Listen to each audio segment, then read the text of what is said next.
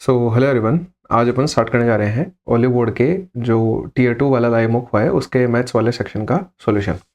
पहले नंबर के क्वेश्चन से स्टार्ट करते हैं। देखिएगा भाई, क्या बोल रहा है कि पी ऑफ ए बराबर 1/2 ये सब दे रखा है। ओड्स इन फेवर पूछ रहा है P of A union B के अंदर। सबसे पहले तो बहुत ही आसान सा फॉर्मूला होता है P of A union B का। जब पूरा प्रोबेबिलिटी पढ़ाया था, जब बहुत अच्छे से ये सारे फॉर्मूले बताए भी थे कैसे मेमोराइज करने हैं, कि जब भी यूनियन वाली चीज लेते हैं तो भाई प्रोबेबिलिटी ऑफ ए आएगी, प्रोबेबिलिटी ऑफ बी आएगी, मतलब ए और बी वाला पूरा सर्कल आएगा। लेकिन जो बीच वाला कॉमन एरिया होता है ये 2 बार काउंट हो जाता है इसमें, तो अपन इसको सब्ट्रैक्ट कर देते हैं, यानी probability of A intersection B घट जाएगा। किसी को याद नहीं है तो वो बना भी सकता है एंड फॉर्मूला। अब इसकी वैल्यू पूछ रहा है, रख देते हैं वैल्यूज 1/2 प्लस में 1/13 और प्लस माइनस में 1/26 आ जाएगा। इसको सिंप्लीफाई करेंगे, 26 एलसीएम आएगा, ये 13 बन जाएगा, ये 2 बनेगा, ये 1 बनेगा। यहाँ तक कोई दिक्कत नहीं है। 13 + 1 14/26 बन जाएगा, जिसको सिंप्लीफाई करने पे 7/13 आ रहा है। पर इसने मेरे से क्या पूछा है, अगर ये पूछता है कि probability of A union B बताओ, 7/13 टिक कर देते, ऑप्शन भी है। बहुत से लोग गलती भी कर रहे होंगे, पर ओड्स इन फेवर पूछ रहा है। जब मैंने पूरा चैप्टर पढ़ाया था, जब भी मैंने बोली थी कि ये मेरे टोटल आउटकम्स होते हैं, ये ओड्स इन फेवर हैं, और ओड्स इन अगेंस्ट पूछेगा तो 13 में से 7 घटा दो तो वो 6 हो जाएंगे। यानी बेसिकली ओड्स इन फेवर का मतलब होता है, मैं लिख देता हूं यहाँ पे, ओड्स इन फेवर के अंदर क्या होता है कि ओड्स जो है फेवर में वो ऊपर आएंगे और ओड्स जो अगेंस्ट है वो नीचे आएंगे। और जब अगर ओड्स इन अगेंस्ट पूछ लेता तो 6/7 हो जाता आंसर। डायरेक्टली प्रोबेबिलिटी पूछता तो 7/13 हो जाता। अभी 7/6 अपना ये करेक्ट आंसर हो जाएगा, कोई दिक्कत नहीं है। अभी चल लेते हैं 2 नंबर पे। इसमें बोल रहे हैं एक राइट सर्कुलर सिलेंडर है जिसका टोटल सरफेस एरिया दे रखा है 1232। टोटल सरफेस एरिया क्या होता है, 2πr इंटू में h+r। छोटे छोटे तीनों फॉर्मूले होते हैं, बताए भी हैं आपको कैसे बनाने हैं। सी ए से लिखना है तो पहले उसका पेरीमीटर लिखो सर्कल का और फिर उसमें हाइट गुणा कर दो, ये सी ए से बन जाता है। अगर टी ए से बनाना है तो इसी सी ए से के अंदर जो ऊपर और नीचे 2 सर्कल हैं उनका एरिया अपन ऐड कर देते हैं, या फिर इसमें से मान लो मैं 2πr कॉमन लूंगा तो r + h बच जाएगा। और लास्ट में अगर वॉल्यूम लिखनी है तो वो होती है कि बेस का एरिया ले, यहाँ पेरीमीटर लिया था तो एरिया लेंगे πr² और उसमें हाइट से गुणा कर देंगे, इजीली सारे फॉर्मूले बन जाते हैं। ये सी ए से है, सॉरी टी ए से है। इसके अंदर अब अपन को दे रखा है वैल्यू 1232 और हाइट 21 दे रखी है। तो देखो 2 गुणा करना नहीं है, सॉल्व नहीं करना है बिल्कुल भी। हाइट सॉरी यहाँ रेडियस आएगा ना, हाइट 21 आ जाएगी और प्लस में r और बराबर में 1232। ये बोल रहा है बेस रेडियस बताओ, मतलब कि यहाँ पे पक्का कोई एक ऐसी वैल्यू आई होगी। ध्यान से देखना, बहुत ही आसान सी चीज समझाता हूं कि भाई पक्का एक ऐसा ऑप्शन मिलेगा। कॉमन सेंस लगा के सोचो कि भाई पहली बात तो सारे एग्जैक्ट एकदम सटीक ऑप्शन है, ना कोई पॉइंट डेसिमल है ना कोई फ्रैक्शन है, मतलब यहाँ पे जो भी वैल्यूज रखूंगा वो इन्हीं में से आएगी। तो देखो 7 से पक्का या तो ये या फिर ये या फिर ये कटना चाहिए, जब भी इतनी एग्जैक्ट वैल्यू आ सकती है 1232। तो मैं क्या ऐसा रख दूं आर की जगह पे जा कट जाएगी। भाई 8 रखने पे भी देखो नहीं कट रहा, ना ये कट रहा, ना 6 पे ना 9 पे, 7 पे कटेगा ये बस एक। क्यों? क्योंकि देखो 21 और 7 भी 28 बन जाएगा, तो ये इसको भी काट देगा या फिर इसको भी काट देगा और ये मतलब ये आ जाएगा। समझ रहे हैं एक तरीके से शॉर्टकट लगाना चाहे तो। बाकी अगर कोई पूरा सिंप्लीफाई करना चाहता है तो कर लो भाई। ये 22 से पक्का कट रहा होगा, देखो कैसे कटेगा। 22 पंजे कितना होता है, 110 होता है, तो 13 बच गया, 132 आ गया, 6 बार कटेगा, 2 से 56 28 बार कट गया, तो क्या आ जाएगा। और ये 7 अब 28 के साथ में गुणा हो जाएगा, तो देखो r इंटू 21 प्लस r और बराबर में 28 इंटू 7। अभी भी देखो मैं r की जगह 7 ही रखूंगा तो 21 प्लस 7 28, 7 इंटू 28 बराबर 7 इंटू 28 बन रहा है। तरीके बहुत सारे हैं, पर मैं सबसे आसान वाला चुनने को आपको बता रहा हूँ कि दिख जाएगा कि भाई कौन सा ऑप्शन अपन को रखना है। ठीक है भाई, अब आ जाओ 3 नंबर पे। क्या बोल रहे हैं, एक सॉलिड कौन है, रेडियस 10.5 है, मेल्ट किया गया है, पक्का वॉल्यूम को बराबर करना है। एक ही चीज ध्यान रखनी है बस अपने को, होलो सिलेंडर में बनाया गया है। तो कौन है उसको होलो सिलेंडर में बनाए, मेरे को क्या मतलब है, वॉल्यूम लिखनी है बस। कौन की वॉल्यूम 1/3 पाई कभी नहीं रखना क्योंकि कटेगा। r का स्क्वायर आएगा, रेडियस का स्क्वायर करना है, 10.5 का स्क्वायर मतलब 105/10, 105/10, कैलकुलेशन आसान बन जाएगी। इनटू हाइट आएगा, ठीक है, हाइट दे नहीं रखी है, h लिख दिया। अब बराबर में होलो सिलेंडर की वॉल्यूम, अभी बताई थी सिलेंडर की वॉल्यूम होती है πr²h। अगर मेरे को होलो की लिखनी है तो पाई और h एज इट इज आएगा, बस r² में चेंज हो जाएगा, r² - r² बन जाएगा, छोटा सा चेंज करना है। यहाँ रखेंगे पाई इंटू, अब h लिखनी है, देखो क्या दे रखा है, हाइट एंड इनर रेडियस दे रखी है, हाइट फिर से 10.5 ही है, मतलब 105/10 लिख दूंगा इनटू में। अब R square minus R square आएगा, भाई इनर रेडियस 6 है तो माइनस तो हो जाएगा 6 का स्क्वायर, पर आउटर रेडियस क्या बनेगी, बड़ा आर, यार ये ऐसे बनेगी कि इसने थिकनेस 7 दे रखी है ना, वो 6 में जुड़ जाएगी तो 13 का स्क्वायर आ जाएगा। ये क्या किया मैंने कि एक तरीके से होलो सिलेंडर इस तरीके का होता है, देखो ध्यान से। तो इसने क्या बोला, अंदर की रेडियस तो 6 है पर ये जो थिकनेस है ये 7 है, तो भैया 6 और 7 को जोड़ दोगे तो आउटर रेडियस 13 नहीं आ जाएगी, वही लिखी है बस मैंने। फालतू से कैलकुलेशन है, इसको सिंप्लीफाई करो आंसर आ जाएगा। पाई और 105/10, पाई और 105/10 कट गए, 13 का स्क्वायर होता है 169, 6 का स्क्वायर होता है 36, दोनों को घटा दो, ये बनेगा 133 बनेगा, 3 3 6 और 1 7, सही तो किया ना मैंने, हाँ ठीक है। तो अब अपन को तो h निकालना है, इधर क्या बचा है 105/10 और यहाँ 3 बचा है इंटू h निकालना है, देखना सब कट जाएगा। 7 से काट लो इसको, 7 एकम 7, 63 बचा, 19 बार कट गया। 7 से काट लो, 7 एकम 7, 15 बार कट गया। 3 से 15, 5 बार कट गया। 5 से 10, 2 बार कट गया। हाइट बराबर 38 आ जाएगी। 38 आ जाएगी। नहीं नहीं नहीं नहीं, कुछ गड़बड़ कर रहे हैं कैलकुलेशन के अंदर। क्या गड़बड़ कर रहे हैं भैया जी? अच्छा, ये 38 आ गई ना, तो दिक्कत कहाँ है? ये 38 आ गई, ये सिलेंडर की नहीं, कोन की हाइट आई है, और सिलेंडर की हाइट कितनी है? 10.5 है। हो गया ना सॉल्व? वो 10.5 है। इन दोनों का इसने अंतर ही तो पूछा है, डिफरेंस पूछा है। मैं जब भी कंफ्यूज हो गया कि 38 कहाँ है, तो भाई इन दोनों को घटाएंगे। ऑप्शन क्या आ जाएगा? देखो, 38 में से 10 घटाओ 28, एक और घटाओ तो 27 और 0.5 आ जाएगा। ये आंसर करेक्ट है। ठीक है भाई, वैल्यूज रखनी है, फालतू क्वेश्चन है। 3 sec स्क्वायर 45, ये देख लो बस उल्टा किसका होता है। कोस का उल्टा होता है, कोस 45 होता है 1/√2, यानी √2 का स्क्वायर मतलब 2 बन जाएगा। tan 30 1/√3 होता है, स्क्वायर करेंगे 1/3। tan 60 में जल्दी जल्दी वैल्यूज रख देता हूँ, कोई फायदा नहीं है समझाने का, बस वैल्यूज ही रखनी है। कोसेक 30 बन जाएगा 2 का स्क्वायर, tan 45 बन जाएगा 1 का स्क्वायर। इनको सिंप्लीफाई कर लेते हैं। इसमें क्या बनेगा? 6 - 1 5/3, 3 से 3 कट जाएगा, 5 आ जाएगा। ये कटेंगे 2 आ जाएगा, ये कटेंगे 4 - 1 3 आ जाएगा। 5 और 2 7 और 3 10 आंसर आ गया। चलो भाई आगे, यहाँ देखो, ये बढ़िया क्वेश्चन है। ये पता है क्या बोल रहा है? एक रेसिपी में 3 प्रकार के आटे की आवश्यकता होती है, गेहूं, चावल और जौ, और ये बोल रहे हैं इस परसेंटेज में मिला है, और आटे का अनुपात मतलब हर एक चीज का अनुपात अपन ने ये लिया है। तो ये बोल रहा है अंतिम मिश्रण में 13% प्रोटीन होता है, डी का मान बताना है। बहुत इजी क्वेश्चन है, देखो मैं बताता हूँ। पता है क्या करना होता है? वेटेड एवरेज का कंसेप्ट लगाना है इस क्वेश्चन में, कि भाई जो 10% वाला है वो आपने 4 रेशियो में लिया है, तो बेसिकली 40 लिख देते हैं। 7 × 12 वाला 84 आ जाएगा, और डी × 15 15D आ जाएगा एक तरीके से। और एक चीज हमेशा ध्यान रखना, वेटेड एवरेज लगाओ, चाहे एवरेज निकालो, चाहे कुछ भी करो, हमेशा नीचे यानी डिवाइड आप जो भी करते हो वो नंबर से करते हो, रेशियो से करते हो, क्वांटिटी से कभी भी नहीं किया जाता। जैसे कि एक क्लास में मान लो किसी के परसेंटेज निकाल रहे हो आप, तो परसेंटेज नीचे कभी नहीं आएंगे, कितने बच्चों के वो परसेंटेज आया है वो चीज हमेशा नीचे आएगी। आसान शब्दों में समझा रहा हूं, तो नीचे हमेशा 4 + 7 + D ये लिखना है। ये वेटेड एवरेज बराबर अपन को अंतिम मिश्रण में देखो 13% प्रोटीन दे रखा है, ये अपन ने प्रोटीन ही निकाला ऑब्वियसली, तो 13% के बराबर हो जाएगा। परसेंट लगाने की भी जरूरी नहीं है। इसको सिंप्लीफाई कर लो भाई, देखो ये बन जाएगा 124 + 15D बराबर में, इसको इससे गुणा कर लो, 11 × 13 143, और D × 13 13D। ये इधर जाएगा 2D बनेगा, ये इसमें से घटेगा 19 आ जाएगा।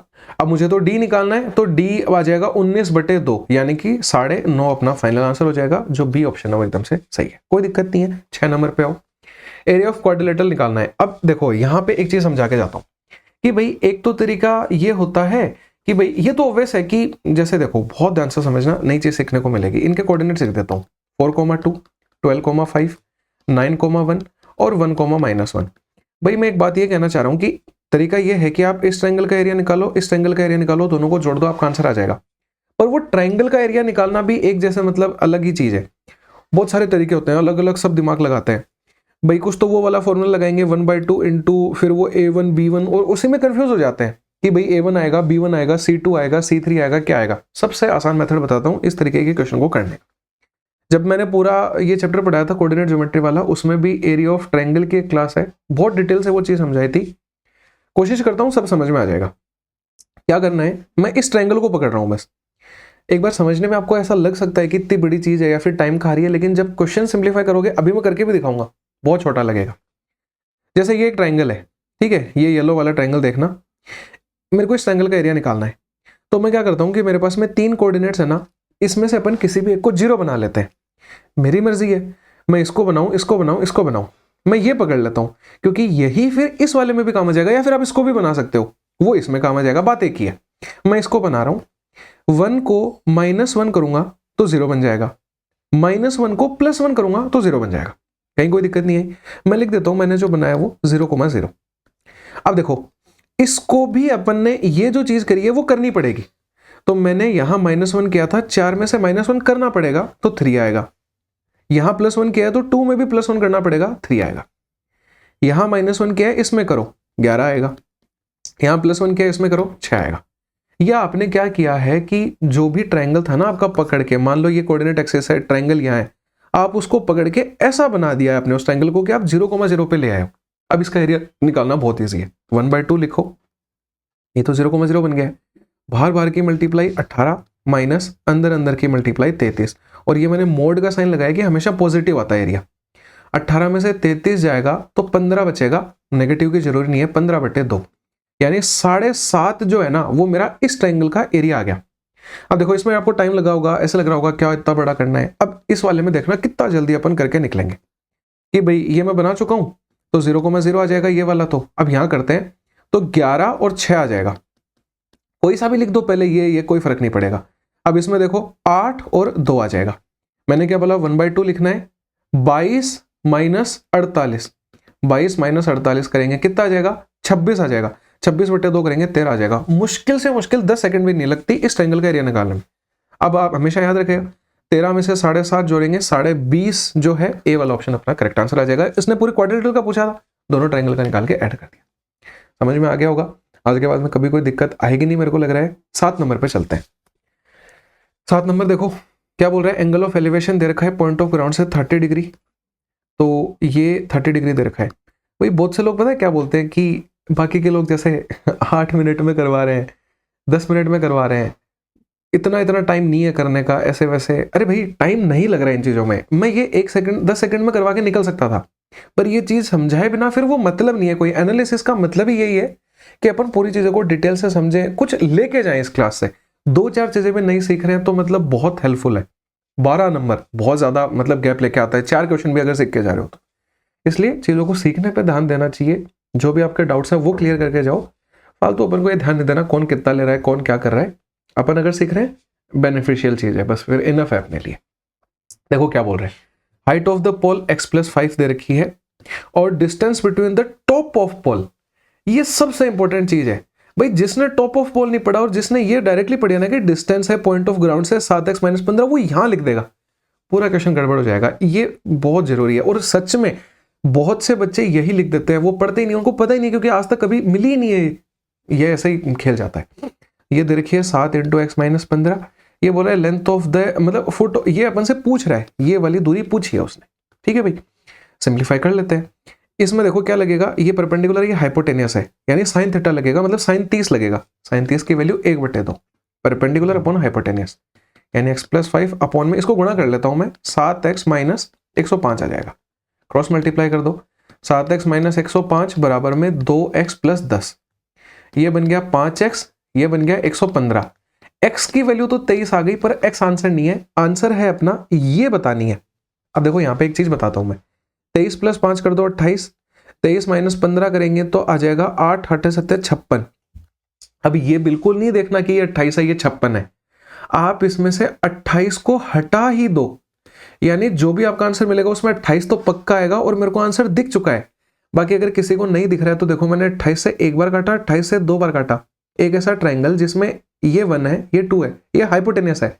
अगर मेरे को बेस निकालना है, 2 का स्क्वायर 4, 4 में से 1 घटाया 3, उसका रूट ले लूंगा √3, 1, 2 और √3, ट्रिपलेट भी होता है। ये भी 28 का मल्टीपल था, ये भी था, ये भी हो जाएगा, 28 √3 आंसर आ जाएगा। ऐसा करना था बस इस क्वेश्चन में, कोई मुश्किल वाली चीज नहीं थी। 8 नंबर पे आओ, 2 बॉक्सेस हैं K और L। भाई एक चीज बताऊं, जब भी मतलब प्रोबेबिलिटी का, स्टैटिक्स का क्वेश्चन आए, ये मान के चलना आपके लिए एक बोनस है। जिन्होंने मेरी वाली क्लासेस ली हैं, मैंने सच में उनमें ये बोला था कि आप ये पढ़ के जाओगे, एक भी चीज़ ना तो ऐसा लगेगा ये क्या आ गया या फिर ये कभी दिखावा नहीं है हमारा, सारी चीज़ पढ़ी हुई, सब कंसेप्ट एकदम इजीली क्लियर करवाए थे। अब ये क्वेश्चन देखो, एक बॉक्स के है, ये बॉक्स के है, इसमें 2 रेड हैं और 3 ब्लू पेन है, जैसा बोल रहे हैं वैसा कर रहा हूँ। फिर इसने क्या बताया, एक अनदर बॉक्स एल है, ये एल है, इसमें 4 रेड और 2 ब्लू पेन है। ये नहीं बनाना है आपको एग्जाम में, कुछ नहीं करना है ऐसा, सिर्फ समझाने के पर्पज से ये सारी चीजें करी जा रही हैं। सॉल्व करने बैठेंगे, ये आधा टाइम भी नहीं लेंगे सारी चीजें, ठीक है। If one box is selected at random, randomly कोई सा भी एक बॉक्स सेलेक्ट करना है 2 बॉक्स में से, ठीक है। फिर एक पेन निकालना है, प्रोबेबिलिटी बतानी है कि पेन जो चूजन है वो रेड कलर का होगा। तो पहले तो दोनों बॉक्स में से अपन चूज करेंगे कि कोई सा भी एक बॉक्स आ जाए। तो बॉक्स को चूज करने की प्रोबेबिलिटी है 1/2, इस बॉक्स को भी चूज करने की प्रोबेबिलिटी 1/2, ठीक है, कि फेवरेबल 1 है, आउटकम्स टोटल 2 है, यहां सेम। अब रेड पेन निकालने के लिए प्रोबेबिलिटी आ जाएगी 2 फेवरेबल आउटकम्स, टोटल 5 आउटकम्स है। इधर देखो फेवरेबल 4 आउटकम्स हैं और टोटल 6 हैं, और इन दोनों को ऐड कर देंगे क्योंकि मेरे को टोटल प्रोबेबिलिटी निकालनी पड़ेगी ऑब्वियसली। दो, ये एक तरीके से केसेस मान लो, इनको केसेस हमेशा ऐड होते हैं। ये कटेगा 1/5 आ गया, ये कटेगा 2/6 का मतलब 1/3 आ गया। इसको सिंप्लीफाई कर लो, ये 15 आ जाएगा, ये 8 आ जाएगा, 8/15 करेक्ट आंसर हो जाएगा। बेहद इजी क्वेश्चन, एकदम शॉर्ट एंड क्रिप्स, ठीक है। 9 नंबर पे आओ। एक शॉपकीपर है, उसने एक आइटम को 32% above it's cost price mark किया है, कॉस्ट प्राइस को मानो 100। भाई देखो, एक तरीका है कि अपन फॉर्मूला लगा सकते हैं कि भाई सीपी और अपॉन में एमपी डिस्काउंट लगा देंगे। थोड़ी सी कई बच्चों को कंफ्यूज कर जाती है चीज, जितना आसान हो सके उतना इजीली बताने की कोशिश कर रहा हूं। सीपी 100 मानी, मार्क प्राइस 32% अबव है, मतलब मार्क प्राइस 100% पक्का है कि 132 होगी, 32 ऊपर है इससे। फिर उसने डिस्काउंट दिया है 30% का, डिस्काउंट हमेशा मार्क प्राइस पे दिया जाता है और उससे सेलिंग प्राइस निकल के आती है। तो 132 की चीज पे 30% का डिस्काउंट देखो, मतलब इतने में आप बेचोगे उसको, यानी ये सेलिंग प्राइस आ जाएगी। इसको सोल्व मत करना, काटापीटी मत करना, आगे चलो। एंड सोल्ड इट फॉर इतने रुपीस, वैल्यू बटा किसकी गुणा चाहिए जिसकी, उसने उसको 508.2 का बेचा, ये बेची हुई वैल्यू है, ये इस चीज की वैल्यू है। 132 इंटू 70/100 आएगा, उसको ऊपर लिख दो। अब इंटू चाहिए जिसकी, क्या चाहिए, कॉस्ट प्राइस ऑफ आइटम, यानी 100 की वैल्यू चाहिए, 100 की वैल्यू निकाल देंगे। कुछ नहीं किया मैंने नया, एकदम जो चीजें बताई हुई हैं वही कर रहा हूं। पॉइंट हटाऊंगा, 0 कट जाएगा, ये 0 से ये 0 कट जाएगा, काट लो भाई। 7 से इसको काटेंगे 7 49, और 18 के लिए 7 दूनी 14, 42 के लिए 26। 132 से ये कटेगा 5.5 बार, 5.5 बार काटेंगे, एक पॉइंट हटाएंगे, 1 0 और चला जाएगा, 550 मेरा आंसर आ जाएगा करेक्ट। सीपी आइटम की पूछी थी, 550 सही हो जाएगा। एमपी पूछता तो 132 की वैल्यू निकाल देता, जो भी पूछेगा वो इजीली कर देंगे। एसपी तो दे रखी है। 10 नंबर पे आओ। रेशियो ऑफ 3 नंबर्स दे रखा है, एमएनपी 1 2 2 3 3 4, ठीक है, लिख लेते हैं। 1/2 रेशियो 2/3 रेशियो 3/4 रिस्पेक्टिवली। ये बोले इनमें से कौन से ऑप्शन से करने से रेशियो एमएनपी का 12 10 और 9 बन जाएगा।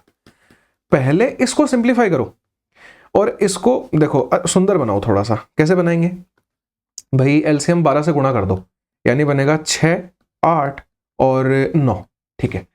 अब देखो इसको ये बनाना है भाई। एक चीज मेरे को क्या दिखी कि सारे अलग अलग ऑप्शन है, सब में अलग अलग वैल्यूज कर रहा है, कोई चारा नहीं है, ऑप्शन से करना ही पड़ेगा, कोई उपाय नहीं है।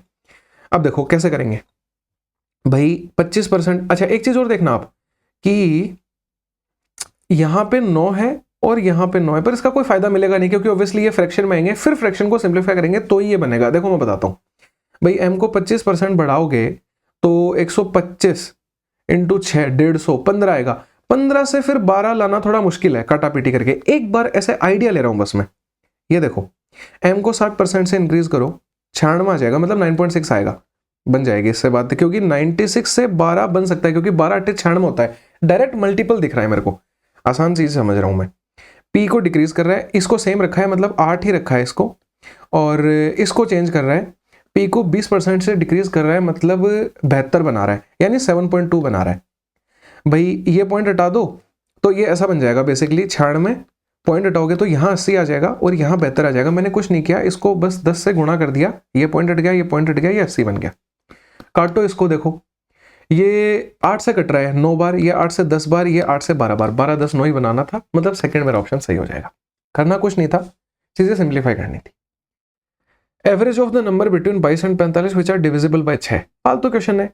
22 के बाद में 6 के मल्टीपल देख लो, 24 आएगा, फिर 30 आएगा, फिर 36 आएगा, फिर 42 आएगा। 45 से छोटा ही रखना था। अब इनको ऐड करो, ऐड करेंगे तो 50, 60, 90, 90, 40, 130, 2, 132 आ गया। और एवरेज निकालना है, 4 वैल्यूज हैं, 4 से डिवाइड कर दो, 33 आंसर आ जाएगा। ए ऑप्शन सही हो जाएगा। बहुत ईजी था ये तो। 12 नंबर पे आओ। पी एक काम के इतने हिस्से को 24 मिनट में कर सकता है। पूरा काम कितनी देर में करेगा? वो 3 उधर जाके गुणा हो जाएगा, 72 बन जाएगा। क्यू इस काम के दुगने काम को 2 घंटे में कर सकता है। अगर एक्चुअली में काम कराना है, काम को भी आधा करेंगे, टाइम को भी आधा करेंगे, 1 घंटा, लेकिन मिनट में लिख दूंगा 60 मिनट, क्योंकि ये मिनट में था। अब R is more efficient than Q दे रखा है, बाद में बात करते हैं, पहले टोटल वर्क निकाल लेते हैं, मतलब इनका एलसीएम ले लेते हैं। ये आ रहा है 360, यहां जाएगा 5 बार, यहां जाएगा 6 बार, ठीक है। इसने क्या बोला कि जो आर है वो 1/3 टाइम्स, इसका फ्रैक्शन सॉल्व करेंगे 1/3 आएगा। इतना ज्यादा एफिशिएंट है, मतलब वो 4/3 है क्यू की एफिशिएंसी का। इसका 4/3 कर दो, 8 बन जाएगी, मतलब आर की एफिशिएंसी 8 है। सबकी एफिशिएंसी आ गई मेरे पास में। अब मैं कुछ भी कर सकता हूं इस क्वेश्चन में। ये बोल रहा है पी क्यू आर इस काम का 38% कितने टाइम में करेंगे। टोटल काम था 360, इसका 38% करवाना है, ठीक है, कोई दिक्कत नहीं है। 8 और 6 14 और 5 19 कट जाएगा ना, इसीलिए मैं 38 को देख के थोड़ा डर गया। अब ये इनसे करवाना है काम, ठीक है, 38% करवाना है, कर लेंगे, कोई दिक्कत नहीं है, बट 100 आ जाएगा। ये 2 बार कट गया, ये 0 कट गई, 72 और 7.2 मेरा आंसर आ गया, यानी कि 7.2 मिनट में ये काम कर देंगे। चलो भाई 13 नंबर पे 2 सिलेंडर है, उनकी रेडियस दे रखी है, वॉल्यूम दे रखी है, हाइट पूछ रहा है। फालतू क्वेश्चन है भाई, कुछ नहीं है क्वेश्चंस में। अभी फॉर्मूला बताया था आपको सिलेंडर का, पाई आर स्क्वायर एच होता है, रख दो उसको। तो वॉल्यूम का रेशियो दे रखा है 16/81, पाई आर स्क्वायर एच आएगा, पाई पाई कट जाएंगे, आर का स्क्वायर करना है। इसका स्क्वायर करके लिखो 4 × H1, इसका स्क्वायर करके लिखो 9 × H2। H1 H2 ऐसे ही लिख दिया क्योंकि उसमें कुछ नहीं होता है। 4 बार काटेगा, 9 बार काटेगा, H1/H2 का रेशियो 4:9 आ जाएगा, ये करेक्ट आंसर है, ठीक है भाई। 14 नंबर पे मिलते हैं। 3 पॉजिटिव नंबर है ABC such that 30% of A equal to 35% of B, यानी कि 30A is equal to 35B बोल रहा है, या फिर लिख दो A/B इज इक्वल टू 5 से काट के लिख दो 7/6, आपकी मर्जी है। Value of C/2 is equal to total value of A + B, कोई दिक्कत नहीं है, मतलब कि C की वैल्यू है वो दुगनी है A + B की। 7 और 6 13 का दुगना है 26, लेकिन x भी है इसमें क्योंकि ये एक रेशियो है, तो मतलब यहां पे पक्का एक मल्टीप्लाइंग फैक्टर रखना पड़ेगा। अब आगे चलो, if the value of C is 520, C की वैल्यू 520 दे रखी है, हाँ तो और इजी बन गया ना। अब देखो ऐसा कर लो फिर कि C की वैल्यू 520 दे रखी है और ये 520 इसकी वैल्यू है, वैल्यू बटा किसकी कर रहे हैं, तो 2 × 13 की, मतलब 26 की वैल्यू, मल्टीप्लाइंग फैक्टर 20 आ गया। इसको 20 से गुणा करो 140, इसको 20 से गुणा करो 120। क्या पूछा है? वैल्यू ऑफ B की वैल्यू 120 है, करेक्ट आंसर हो जाएगा। बेहद ईजी चीज है। एक फॉर्मूला दिमाग में हमेशा रखना है, वैल्यू बटा किसकी गुणा चाहिए जिसकी। चलो 15 नंबर पे, still water speed of a boat is 50% more than that of boat बी। ये बोट A है, ये बोट B है। स्टिल वाटर में इस बोट की स्पीड, मतलब बेसिकली x की वैल्यू बता रहा है कि अगर ये 100 है, नहीं A की 50% ज्यादा है, मतलब अगर ये 100 है x के अंदर तो ये 150 है, ठीक है। आगे चलो, and 9 times the speed of the current, यानी कि जो स्पीड ऑफ करंट है वो तो दोनों बोट के लिए सेम ही रहेगा। वो बोल रहा है कि ये 9 टाइम्स है, यानी 150/9 मान लेते हैं इसको, एक बात एक ही है, ठीक है। अब इसको थोड़ा सा छोटा बना लो, कैलकुलेशन आसान बन जाएगी आपकी। पहले तो सबको 9 से गुणा कर दो, या फिर और इजी में बताता हूं, इसको 50 से काट दो 3 बार, इसको 50 से काट दो 2 बार, और इसको 3/9 लिख दो। 3/9 लिख देते हैं, या फिर मैं 1/3 भी बोल सकता हूं। इसका कितना 9 गुणा दे रखा था, ये 1/3 का 9 गुणा करेंगे तो यही आ जाएगा। और इजी बना लो, ये 3 भी हटा दो, हर एक फ्रैक्शन को 3 से गुणा कर दो, तो देखो ये 9 बन जाएगा, ये 6 बन जाएगा, ये 1 बन जाएगा। थोड़ा सा मेरे को पता है मैंने ज्यादा ही कर दिया है, पर कैलकुलेशन बहुत ईजी हो जाएगी। ये बोल रहा है रेशियो ऑफ डाउनस्ट्रीम डिस्टेंस बतानी है A के द्वारा 6 घंटे में। तो देखो डिस्टेंस का रेशियो बताना है, डिस्टेंस होती है speed into time. Speed downstream में दोनों की जुड़ जाएगी, 9 और 1 10 आ जाएगा। ये मत जोड़ देना, ये और ये जुड़ेगा, क्योंकि बोट की और करंट की स्ट्रीम जुड़ेगी, स्पीड जुड़ेगी। तो 10 की स्पीड से चलेगा 6 घंटे के लिए, और अपस्ट्रीम में B की बात कर रहा है तो घटेंगे, 6 - 1 5 आ जाएगा 9 घंटे में। ये कट गया 2 बार, 3 से काटेंगे 2/3, 4:3 आ जाएगा। ये डिस्टेंस का रेशियो है, करेक्ट आंसर हो गया। बहुत इजी बन गए। और 150 और 100 से भी सोल्व हो जाता, पर उसमें बटे 9 आ रहा था, वो कैलकुलेशन थोड़ी सी बड़ी बना देता। बाकी कोई दिक्कत वाली बात नहीं है। 16 पे चलते हैं। Length of common code of 2 intersecting circle is 8। देखो 2 सर्कल ऐसे इंटरसेक्ट करते हैं, उनकी कॉमन कोड ये होती है। इसकी वैल्यू इसने 8 दे रखी है, ठीक है। रेडियस ऑफ सर्कल आर 5 और 6। भाई ये 5 है, ये 6 है। ये बोल रहा है डिस्टेंस बिटवीन देयर सेंटर बतानी है, यानी ये पूछ रहा है अपन से। पता है क्या होता है कि ये जो इनकी कॉमन टेंजेंट की लेंथ होती है ना, कॉमन कोड की, इसको ये वाली हमेशा 2 बराबर हिस्सों में तोड़ देती है, यानी ये 4 बन जाएगा, ये भी 4 बन जाएगा। अब देखो ये एक ट्रायंगल बन गया जिसमें ये बाइसेक्ट करके जा रही है। 5 4 का 3 के साथ में ट्रिपलेट होता है। ये 6 है, ये 4 है। भाई मेरे को ये निकालनी है, तो 36 - 16 यानी √20 आएगा। √20 का मतलब कितना होता है? 2√5 होता है। ये पूरी लेंथ पूछी थी। 3 + 2√5 मेरा आंसर आ जाएगा। ये सही हो जाएगा, क्योंकि ये 3 आई है, ये 2√5 आई है। कोई दिक्कत नहीं है इस क्वेश्चन में। यहाँ पे एक छोटा सा रिवीजन कर लो। रिवीजन क्या करवाना चाहूंगा, एक तो डायरेक्ट कॉमन टेंजेंट का, एक ट्रांसवर्स कॉमन टेंजेंट का फॉर्मूला लिखवाना चाहूंगा। कुछ भी नहीं करना है, बहुत आसान है। देखो दोनों फॉर्मूले एकदम सेम चलते हैं, अंडर रूट, दोनों के बीच में डिस्टेंस का स्क्वायर माइनस R1 और R2 इसका स्क्वायर करो, और यहाँ पे भी R1 और R2 इसका स्क्वायर करो। अब मैंने बीच में खाली जगह क्यों छोड़ी, कोई बताना चाहेगा? सोच के देख लो एक बार, यहाँ पे माइनस लिखूं या यहाँ माइनस लिखूं। मैंने बताया हुआ है पहले का सारा चीजें कैसे याद करनी है, मेमोराइज की ट्रिक भी बताई हुई है। आ रहा है कुछ याद? मैंने ये बोला था कि जब भी टी दिखे, टी एक प्लस जैसा होता है, तो यहाँ प्लस लगा देना है। ये माइनस बच गया तो यहाँ माइनस लगा देना है। डी से डिफरेंस होता है, डी से माइनस होता है। हर एक चीज बताई थी याद करने के लिए। ये इसका फॉर्मूला, ये इसका फॉर्मूला 100% बता के चल रहा हूँ। कोई सा भी एग्जाम उठा के देख लेना, क्वेश्चन मिलता है शिफ्ट्स के अंदर। वो वेरी करता है कि भाई 2 में मिल रहा है, 5 में मिल रहा है, आएगा लेकिन पक्का क्वेश्चन। ठीक है, 17 नंबर पे चलो। 2 टेंजेंट है AB और AC ड्रॉ करी गई हैं एक सर्कल पे जिसका सेंटर O है। ये सर्कल सेंटर O, ये एक टेंजेंट, ये एक टेंजेंट। AB और AC है, मतलब ये A, ये B, ये C। कोई दिक्कत नहीं है। बोल रहा है कि जो टेंजेंट है वो 60 डिग्री के एंगल पे इंक्लाइंड है। तो मेजर ऑफ एंगल AOC पूछ रहा है, ये वाला एंगल पूछ रहा है मेरे से। अरे भैया जी एक बात बताओ, अगर ये 60 है, पूरा 120 होगा, आधा आधा करेंगे 60 बन जाएगा। एक तरीका मिल गया, आंसर टिक करो। नहीं समझ में आया, दूसरा तरीका व्हाइट कलर से देखना। भाई 60 है, आधे आधे हिस्सों में टूटेगा, नीचे वाला 30 बन गया। हमेशा रेडियस और टेंजेंट 90 डिग्री के कोण पे काटती हैं। 90 30 120, 60 बचेगा, आंसर आ गया।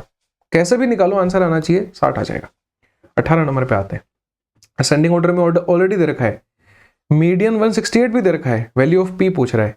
1 2 3 4 5 6 7 8 डेटा है। 8 का मतलब जो बीच की 2 वैल्यूज हैं वही मीडियन देंगी। हमेशा मैंने क्या बताया है, n + 1/2 करना होता है। 8 में एक जोड़ा 9, 9/2 का मतलब 4.5, 4.5 का मतलब चौथी और पांचवी वैल्यू का एवरेज लेना है। ये रही चौथी वैल्यू, ये रही पांचवी वैल्यू, इनका एवरेज लेना है। तो 5P + 18 प्लस में 2 को अंदर गुणा कर रहा हूं, 6P - 34, इसका एवरेज ले लिया। ये मेरे को 168 दे रखा है, कैलकुलेशन करवा रहा है और कुछ नहीं है। ठीक है, 5P और 6P 11P, 18 - 34 करेंगे, 16 आ जाएगा माइनस के अंदर, 2 इधर जाके गुना होगा, 8 दूनी 16, 16 दूनी 32 और 1 33। 11P = 16 इसमें जुड़ जाएगा, 352 बनेगा। ये से काटेंगे, P = 32 आ जाएगा। इसने मेरे से क्या पूछा है, find the value of P। 32 मेरा करेक्ट आंसर हो जाएगा। बिल्कुल आसान, कोई दिक्कत नहीं है। 19 नंबर पे आते हैं। मोड पूछ रहे, अच्छा पेपर बनाया है, ठीक लेवल का पेपर है, मुश्किल भी नहीं, हार्ड भी नहीं, एकदम ओके। ठीक है, देखो क्या बोल रहे हैं भाई, मोड पूछा है।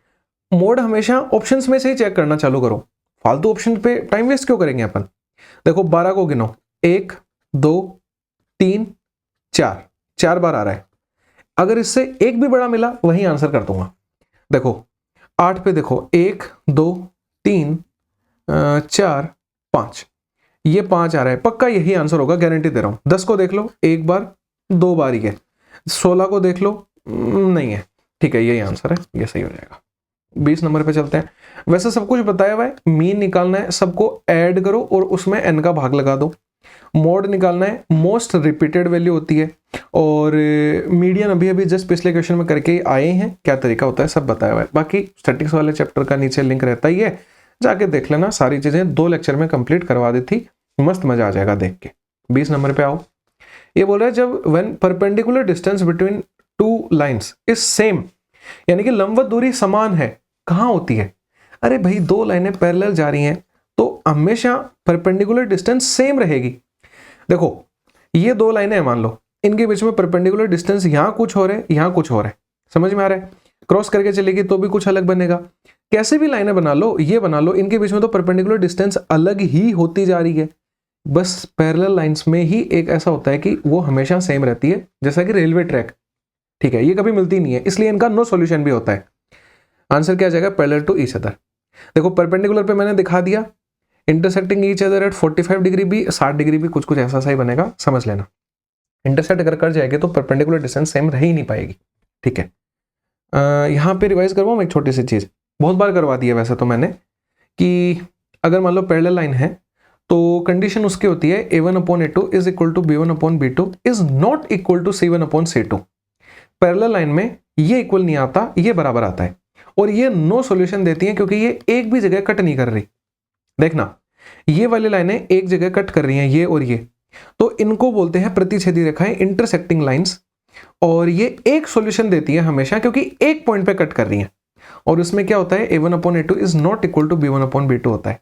और एक थर्ड और बचता है, छोटा सा है, देख लो जल्दी से रिवीजन हो जाएगा, कि क्या होता है? कोइंसिडेंट लाइंस एक दूसरे के ऊपर ही पड़ी रहती हैं, मतलब बहुत सारे सॉल्यूशन देंगे, इनफाइनाइट सॉल्यूशन, इनफाइनाइट पॉइंट पे कट कर रही है, और इनफाइनाइट सॉल्यूशन दे रही है मतलब सब बराबर होता है इसमें, a1/a2 is equal to b1/b2 is equal to c1/c2। समझ में आ गया होगा? 21 नंबर पे आता है, 2 सक्सेसिव ईयर में कंपाउंड इंटरेस्ट जो है, ठीक है, वो लगा जा रहा है, इंटरेस्ट बताया है इसने, ये और ये, अच्छा ये फर्स्ट ईयर का, ये सेकंड ईयर का, तो फाइंड द प्रिंसिपल पूछ रहा है अपन से, कोई दिक्कत नहीं है, कर लेंगे इसको भी सिंप्लीफाई। भाई ऐसा करो कि ब्याज के ऊपर ब्याज लगता है ऑब्वियसली कंपाउंड इंटरेस्ट में, 5400 में से 4500 घटाओ, मतलब कि 900 रुपए एक साल का ब्याज लगा है, जो ब्याज पे ब्याज लगा है उसकी बात कर रहा हूं मैं। तो अब मेरे को जो प्रिंसिपल निकालने के लिए भाई रेट चाहिए, टाइम तो है मेरे पास में, रेट कैसे निकालूंगा मैं? कि भाई 900 रुपए का ब्याज लग रहा है और 4500 रुपए के ऊपर लग रहा है, और परसेंटेज के लिए 100 से गुणा कर दूंगा, मतलब मैं ब्याज पे ब्याज लगा रहा हूँ, ये सिंप्लीफाई कर रहा हूँ रेट निकालने के लिए।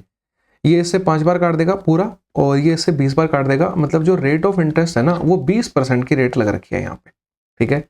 अब देखो प्रिंसिपल निकालना है, प्रिंसिपल मेरे को पता नहीं है, रेट मेरी 20% है, इनटू क्या होगा? टाइम, टाइम क्या है? टाइम 1 साल है, उसको लिखने की जरूरी नहीं है, बटे आ जाएगा 100, और बराबर में कितना? 4500 रुपए आ जाएंगे, क्योंकि पहले साल के अंदर तो सेम ही होता है ना CI और SI, तो मैंने 4500 CI पे सोल्व कर लिया। ये इसको 5 बार काट देगा, इसको इससे गुणा करेंगे, 225 आएगा और 00 लग जाएंगे, प्रिंसिपल की वैल्यू ये आ जाएगी, ये आंसर सही हो जाएगा। इजी था, कोई दिक्कत नहीं। 22 नंबर पे आओ, राइट स्क्वायर पिरामिड दे रखा है, मैंने एक ही बात बताई थी, प्रिज्म और पिरामिड सेम है, बस इसमें 1/3 लग जाता है क्योंकि ये आकृति ऐसी होती है जैसे सिलेंडर से कोन में लगता है। सिलेंडर एक तरीके का प्रिज्म है और पिरामिड सिलेंडर कोन का टाइप होता है, ठीक है, मतलब कोन पिरामिड का टाइप होता है। तो ये क्या बोल रहा है? बेस एज इसकी 16 है, मतलब जो स्क्वायर है उसकी साइड 16 दे रखी है और हाइट 6 है, तो मतलब देखो इस तरीके का कुछ पिरामिड बनेगा, उसकी हाइट दे रखी है इसने 6। ये पूछ रहा है कि इसको मेल्ट एंड डिकास्ट किया है एक क्यूब के अंदर, तो एज ऑफ क्यूब बताओ, दोनों की वॉल्यूम बराबर करनी है। सेम क्वेश्चन पीछे आ चुका है, मतलब मेल्ट एंड डिकास्ट वाला। इसकी वॉल्यूम क्या होगी? दिमाग लगाना ही नहीं है, डरना नहीं है, 1/3 लिखो, बेस का एरिया लिखो, बेस का एरिया मतलब कि 16 का स्क्वायर, स्क्वायर है ना, स्क्वायर का एरिया साइड का स्क्वायर, इनटू हाइट कर दो, हर जगह बेस का एरिया इनटू हाइट ही वॉल्यूम होती है, वही किया है मैंने, और 1/3 लगाया पिरामिड की वजह से। ये बराबर है एज ऑफ क्यूब के, मतलब कि ऑब्वियसली वॉल्यूम बराबर करते हैं तो क्यूब की वॉल्यूम आएगी, ए निकालना है मेरे को। तो देखो क्या होगा भाई, सिंप्लीफाई कर लेंगे, 3 से 6 2 बार कट जाएगा, 16 का स्क्वायर 256 इंटू 2 कर दो, 512 आ जाएगा, 512 का रूट क्यूब रूट लूंगा, 8 आंसर आ जाएगा, ये सही हो जाएगा, कोई दिक्कत नहीं है। 23 नंबर पे आ जाओ, एक शॉपकीपर है, उसने मार्क किया price of some quantity of sugar at 60% above the cost price, मतलब 60% ऊपर मार्क कर रहा है, कोई दिक्कत नहीं है, यानी कि कॉस्ट प्राइस को लिख देता हूँ 100, पीछे आया था सेम क्वेश्चन, और मार्क प्राइस उसने करी है 160। अब आगे क्या बोल रहा है कि इसकी 3/4 क्वांटिटी तो वो 10% डिस्काउंट पे बेचता है, इसकी 3/4 क्वांटिटी निकालेंगे इसको ये 4 की वैल्यू मतलब 40 थी, 120, यानी 3/4 क्वांटिटी ये हो जाएगी, बची हुई 1/4 क्वांटिटी ये हो जाएगी। समझ में आ रहा है? इस 120 को तो उसने क्या किया, 10% डिस्काउंट पे बेचा, और इस 40 को उसने क्या किया, 15% डिस्काउंट पे बेचा। कोई दिक्कत नहीं है। बोल रहा है ओवरऑल प्रॉफिट कितना हुआ, कुछ भी नहीं करना, कैलकुलेशन करनी है। ये दोनों कटेंगे, 12 निम्न 108 आएगा। ये इससे कटेगा, 2 से काट दो 2 बार और 5 बार, ये 17 बार, 17 दूनी ये 34 आ जाएगा। हाँ ठीक है, 40 रुपए की चीज है, उसको 34 में कर देगा, कोई दिक्कत नहीं है। इनको जोड़ दो, 34 और 8 42, 142 आ गया। उसने पूछा है ओवरऑल प्रॉफिट, भाई सीपी पे होता है ओवरऑल प्रॉफिट, 42 रुपए का हुआ है, आंसर आ गया। क्या दिक्कत लगी है? तो इस नंबर पे चलो। मीन ऑफ ऑब्जर्वेशन दे रखा है, कोफिशिएंट ऑफ वेरिएशन दे रखा है, वेरिएंस ऑफ डेटा बताना है। ये भी बहुत इजी है। 18 को 3 से गुणा करो, 54, 54 के लिए 5.4, 5.4 का स्क्वायर करेंगे, 25 से थोड़ी बड़ी सी वैल्यू आएगी, ये आंसर आएगा। कैसे निकाला मैं बताता हूं भाई। देखो क्या होता है, कोफिशिएंट ऑफ वेरिएशन आपको कैसे याद कराया था, मैं हर एक चीज समझाने में बड़ी बना देता हूं, बाकी सॉल्यूशन उसका अगर खुद आप सीख के चीजों को करोगे ना, इतना सा भी सॉल्यूशन नहीं है। हर एक क्वेश्चन में अप्लाई करके देख लेना ये चीज है भाई। कोफिशिएंट ऑफ वेरिएशन मैंने एसडीएम से याद करवाया था कि standard deviation upon mean, SDM into 100%। Percent देगा तो, वरना तो जरूरी नहीं है। कोफिशिएंट ऑफ वेरिएशन 18% दे रखा है, स्टैंडर्ड डेविएशन की बात ही नहीं करी कहीं। मीन दे रखा है मेरे को कि the mean of 10 observation is 30, इसमें इस 10 का कोई रोल नहीं है। इनटू में 100 आ जाएगा। मैं स्टैंडर्ड डेविएशन निकाल लेता हूं, ये कटेगा इससे, 18 दिए 54/10 आएगा स्टैंडर्ड डेविएशन। 54/10 का मतलब हो गया 5.4, जो कि मैंने यहां निकाला था 18 गुणा 3 करके, क्योंकि वो जीरो और पॉइंट मैंने पहले ही उड़ा दिया। ये एक स्मार्ट ट्रिक है। अब ये मैं नहीं सिखा सकता आपको, ये कैलकुलेशन से आएगी आपके अंदर, ठीक है। अब मेरे को स्टैंडर्ड डेविएशन मिला, तो मेरे को पता है कि जो स्टैंडर्ड डेविएशन होता है वो v के अंदर v होता है, मतलब रूट v होता है। अगर वेरिएंस निकालना है तो स्टैंडर्ड डेविएशन का स्क्वायर करना पड़ेगा। मैंने डायरेक्टली वो उसका स्क्वायर कर दिया। अब ये भी नहीं करना एकदम मतलब बच्चों की तरह कि 5.4 का स्क्वायर कर रहे हो। कोशिश करो ना सिंप्लीफाई करने की, कि 5 से थोड़ी बड़ी वैल्यू है तो 5 के स्क्वायर से यानी 25 से थोड़ी बड़ी वैल्यू। ये मेरे को ऑप्शन दिख गया, मैंने टिक कर दिया। अब देखो ये सॉल्यूशन और ये सॉल्यूशन, ये समझाने वाला है, ये खुद करने वाला है, बाकी फर्क बिल्कुल भी नहीं है दोनों में, ये दोनों सेम चीज है, ठीक है। आओ 25 नंबर पे। अब इसको भी देखो, 2 तरह के बच्चे मिलेंगे।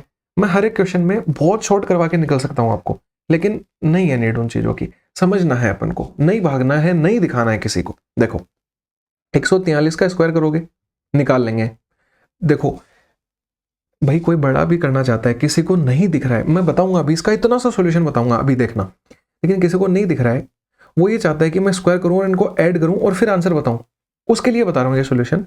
कि 143 का स्क्वायर कैसे करोगे, 14 का स्क्वायर 196 होता है, 3 का स्क्वायर 0 होता है, 14 3 42, 42 का दुगुना 84 होता है, यानी आ जाएगा 9 4 4 और 20।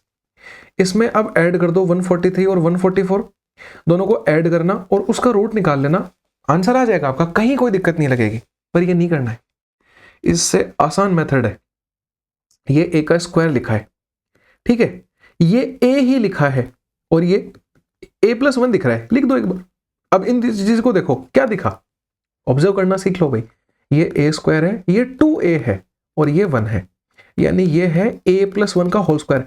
अब मैं खुद अगर इस क्वेश्चन को करता, मैं इतने स्टेप भी नहीं लिखता, मैं डायरेक्टली देखता ये a+1 का होल स्क्वायर जैसा दिख रहा है, मतलब कि कट जाएंगे, a+1 मेरा आंसर आएगा। 143 में एक जोड़ूंगा, 144 मेरा करेक्ट आंसर है।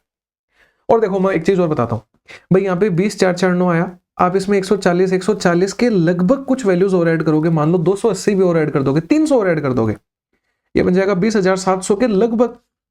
भाई एक ऐसी वैल्यू इनमें से उठा के देखो ना जिसका स्क्वायर करने पे ये आ रहा हो, इससे कभी नहीं आएगा, इससे कभी नहीं आएगा, इसका 6400 होता है। एक ही ऑप्शन बचता है, बहुत सारे तरीके होते हैं एलिमिनेशन करने के, ऑप्शन छोड़ के जाने के, पर क्वेश्चन बहुत ईजी होते हैं, दिमाग लगाना है बस। ये देखो एक रनिंग ट्रैक है जो कंसिस्ट करता है एक रेक्टेंगुलर सेक्शन का और सर्कुलर एंड है उसके दोनों शॉर्टर वाले साइड पे, मतलब इस तरीके का रेक्टेंगल है और यहाँ पे सेमी सर्कल दे रखे हैं, ये मान लेना semi circle. Combined area of 2 semi circle is, यानी कि अब देखो 2 सेमी सर्कल मतलब एक पूरा सर्कल, यानी उसका एरिया πr², ये बराबर है 40% of the area of rectangular section, यानी ये 40% है रेक्टेंगल के एरिया के, मतलब x × y के। कुछ दे रखा है क्या, पढ़ लो। विड्थ दे रखी है w और लेंथ दे रखी है l, मतलब ये l × w का 40% है। ये बोल रहा है कि विड्थ का लेंथ के साथ में रेशियो बताओ, मतलब L अपॉन W पूछ रहा है अपन से। भाई कैसे निकालेंगे? यहां से तो अब देखो निकल नहीं पाएगा क्योंकि L इंटू डब्ल्यू है, पर एक चीज कॉमन सेंस अगर लगाओगे, इस सेमी सर्कल की रेडियस अगर देखोगे तो जितनी ये है उतनी ही ये है, उतनी ही ये है, उतनी ये है, रेडियस तो यही होती है। पूरी अगर B थी या फिर W थी, एक तरीके से विड्थ W थी, तो रेडियस W/2 नहीं हो जाएगी? यहाँ W/2 पटक नहीं सकते, बराबर लिखो पाई R की जगह W/2 का स्क्वायर, मतलब फिर W/2। कोई दिक्कत नहीं है, बहुत आसान लगी थी चीज, मेरे को मजा आया लिख के। कैलकुलेशन देखना आप, ये तो इधर हटाई दो अब। ऐसा करो, W से W काटो, 0 से 0 काटो, 2 से 10 को काट दो 5 बार। सही कर रहा हूं ना मैं? 8 और 5 का कोई ऑप्शन है क्या? 8 और 5 का ये ऑप्शन है, ये आंसर आएगा। अब देखो कैसे, L/W निकालना है मेरे को, L/W। इधर क्या बनेगा? पाई, ये 5 ऊपर जाएगा और इधर 4 इंटू 2 8 बनेगा, 5 पाई अपॉन 8, 5 पाई अपॉन 8। समझ में आ गया? आसान लगा, मजा आया। 27 नंबर पे आओ। समर की एज 4 ईयर अगो, तो समर की एज लिखी मैंने, समर को x मान लो, सुजीत को y मान लो। समर की एज 4 साल पहले, मतलब x - 4 इज, यानी ये है 3 ज्यादा सुजीत की एज से। इसमें बच्चे बहुत कंफ्यूज होते हैं, इधर जोड़े, जैसा बोल रहे हैं ना वैसा लिखते जाओ। ये क्या है? 3 ज्यादा है, किससे? सुजीत की एज 2 साल बाद से, तो सुजीत की एज तो y है, उसके 2 साल बाद से 3 ज्यादा है, कोई दिक्कत नहीं है। ठीक है, एक इक्वेशन मिल गई x और y में। आगे चलो, Nishant is 7 year younger than summer. Summer की एज तो x थी, ये क्या है? निशांत इससे 7 साल छोटा है, तो निशांत की एज को n मान लो, यानी n के अंदर 7 जोड़ देंगे, दोनों बराबर हो जाएंगे। ठीक है, आगे चलो, ये बोल रहे हैं and the sum of present age of Sujit and Nishant, यानी कि y प्लस n बराबर इसने दे रखा है 50। तो ये बोल रहे हैं समर की प्रेजेंट एज बताओ, मतलब x की वैल्यू पूछ रहे हैं। x कैसे निकालेंगे? कैलकुलेशन करनी पड़ेगी, इक्वेशन को सिंप्लीफाई करना पड़ेगा। देखो, x की वैल्यू है n + 7, वैल्यू एक दूसरे में रखनी पड़ेगी। मैं सोच रहा था कुछ डायरेक्ट हो जाए। देखो, x - y कर लेते हैं, x - y = 3 और 2 5, 5 और 4 9। ठीक है, x की वैल्यू निकाल दो, 9 + y आएगी, यहां रख दो, 9 + y बराबर में हो जाएगा n + 7। अब यहां से y की वैल्यू निकाल दो, तो y की वैल्यू आएगी n + 7 - 9, यानी कि n - 2 हो जाएगी। ये y यहां रख दो, हर क्वेश्चन में रखते जाओ, कोई सोचने की जरूरत नहीं है क्या बेस्ट होगा क्या नहीं, आंसर निकालना है बेसिकली, जल्दी से जल्दी, इनफ टाइम है, कर लेंगे। y इसमें रखो, n - 2 आएगा, n पहले से था ऑलरेडी, बराबर 50 हो जाएगा। 2n बराबर 52 बन गया, n बराबर 26 आ गया। n भाग के 26 टिक मत कर देना अगर ऑप्शन में मिल जाए तो, x पूछा था, n 26 आ गया, तो y की वैल्यू 24 आ गई, y 24 आ गया, 24 इधर जाके जुड़ेगा, x बराबर 33 आ जाएगा, 33, ये करेक्ट आंसर हो जाएगा। कोई दिक्कत नहीं है, कैलकुलेशन करिए, नॉर्मल इक्वेशन को सिंप्लीफाई किया है, कुछ नया लगाने की जरूरी नहीं है, ऐसा भी करोगे तो कोई दिक्कत नहीं है। 28 पे हो, सिस्टम ऑफ इक्वेशन का नो सॉल्यूशन होगा। अब भी अभी बता के आया था, k की किस वैल्यू के लिए? 3/4 k/5, 5 दिए 15, 15/4 का मतलब 3.75, ये आंसर है। कुछ सोचना ही नहीं है, जो बताया था वो करना है। 29 नंबर पे आओ भाई, बहुत तगड़ा क्वेश्चन है, बहुत ही ज्यादा। एक तो इतना बड़ा देखना है, तो अगर ये स्टार्टिंग में होता ना क्वेश्चन, आप इसको मार्क 4 रिव्यू करके आगे निकलते। बिल्कुल अटेम्प्ट नहीं करना है पहली बार में, टाइम बचेगा लास्ट में करोगे, वरना छोड़ ही दोगे तो भी कोई हर्ज नहीं है। इसकी वजह से आगे के 4 क्वेश्चन खराब हो सकते हैं। अब ये देखो, ये क्वेश्चन छोड़ सकता था उसकी वजह से, जबकि ये बहुत ईजी है। चलो पहले इसी को निपटाते हैं। ये √5 आएगा, किन्हीं भी अगर इन चीजों का स्क्वायर करता हूं ना मैं, तो 5 और 4 अंतर 1 आता है, तो आप इसको डायरेक्टली √5 + 2 लिख सकते हो, इसको डायरेक्टली आप √5 - 2 लिख सकते हो। जिसको ये समझ में नहीं आया मैंने क्या किया, वो इसका रैशनलाइजेशन करके देखना, आपको समझ में आ जाएगा क्या हुआ है। देखो, √5 से √5 कट जाएगा, 2 और 2 4 बन जाएगा जुड़ के, 4 + √5 मेरा आंसर आ जाएगा। मुश्किल से 10 सेकंड का क्वेश्चन है, हो गया। ठीक है, अब आओ इसके ऊपर। इसमें क्या बोल रहा है कि cost of setting up a magazine is 2800 रुपए, यानी कि एक स्थापित करने के लिए उसको 2800 रुपए लगते हैं, और फिर विविध चीजों के 80 पैसे हैं, और छपाई के 1.6 रुपए हैं एक प्रति के लिए, एक पेज बोल सकते हो एक तरीके से, या फिर एक कॉपी के लिए बोल सकते हो। तो टोटल कॉस्टिंग उसकी कितनी आ रही है? 2.4 रुपए आ रही है। और अब देखो क्या बोल रहे हैं कि पिछले महीने उसने 2000 रुपए प्रतियां छापी, मैं जितनी छापी उन पे कॉस्टिंग पड़ेगी, तो 2000 प्रतियां छाप दी, पॉइंट से 0 हट गया, 4800 रुपए की पड़ी उसको। टोटल अगर इनको जोड़ देंगे तो 7600 आ जाएगा, यानी कि उसको टोटल इतने रुपए का खर्चा कॉस्टिंग आई है उसकी। अब आगे चलो, लेकिन वो क्या बोल रहा है कि सिर्फ 1500 प्रतियां 5 रुपए के हिसाब से बेची गई। भाई 1500 इंटू 5 करेंगे ऑब्वियसली, तो 7500 रुपए ने उसकी, मतलब 7500 रुपए की चीजें बेची उसने। अब क्या बोल रहा है कि बिक्री मूल्य पर कुल 25% का लाभ मिला उसको, यानी इस पे उसको 25% का लाभ मिला। इसका मैं 25% निकालूंगा तो ये आ जाएगा 1875 रुपए, मतलब इतना लाभ मिला उसको। लेकिन उसने एक बात बोली है कि पत्रिका की आय का एक और स्रोत है विज्ञापन करना। ये पूछ रहा है विज्ञापन से कितनी राशि मिली थी उसको। भाई मेरे को एक बात बताओ, 1875 रुपए का उसको लाभ हुआ था 7600 रुपए की चीज छापने के बाद में, ये भी तो उसकी कॉस्टिंग में पड़ा होगा ना। 7600 के अंदर 1875 को ऐड करो एक बार, ये आएगा 75, 8 6 14, 7 1 8 1 9, मतलब उसको 9475 रुपए टोटल फायदा हो रहा है। 7500 रुपए उसको मिला था टोटल। अगर इन दोनों का अंतर देखेंगे तो कितना आ जाएगा, 5 7 और 19, यानी 1975 रुपए का उसको जो मैगजीन की क्या बता रहा था, एडवर्टाइजिंग की वजह से उसको मनी मिल रहा है। यानी जो भी ऑप्शन है वो एकदम से करेक्ट हो जाएगा, कोई दिक्कत नहीं है। 30 के 30 क्वेश्चन इजली कंप्लीट हो गए। मजा आया सिंप्लीफाई करके। मिलते हैं अपने अगली क्लास के अंदर, जब तक के लिए बाय बाय, टेक केयर।